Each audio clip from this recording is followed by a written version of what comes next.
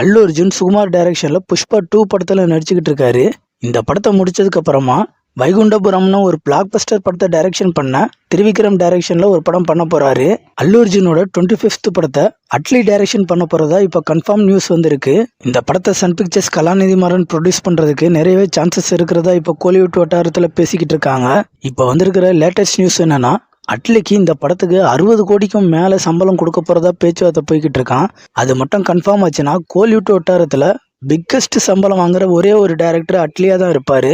Prashanth Neil டைரக்ஷன்ல பிரபாஸ் பிருத்திவிராஜ் நடிச்சு வெளிவந்த படம் தான் சலார். இந்த படத்தோட செகண்ட் பார்ட்டோட ஷூட்டிங் ரொம்ப சீக்கிரமாவே ஆரம்பிக்க போறதா பிருத்திவிராஜ் இப்போ ஒரு ஸ்டேஜ்ல சொல்லியிருக்காரு.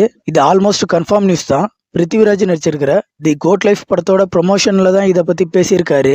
படத்தை 2024 ஆரம்பிச்சு 2025 ரிலீஸ் பண்றதுக்கு பிளான் பண்றாங்க.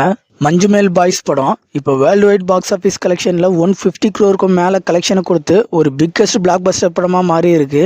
அது மட்டும் இல்லாம 2024 தமிழ்நாட்டு பாக்ஸ் ஆஃபீஸ் கலெக்ஷன்ல நம்பர் 2 பிளேஸ் இடத்துக்கு வந்திருக்கு.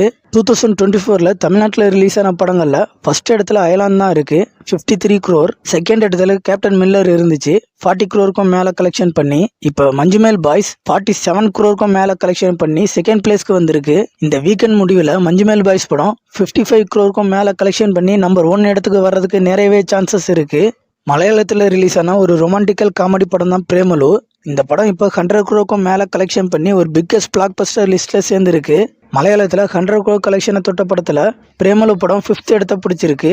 பிரேமலு படம் மார்ச் 15 அன்னைக்கு தமிழ்ல டப் பண்ணி தியேட்டர்ல ரிலீஸ் பண்ண போறாங்க.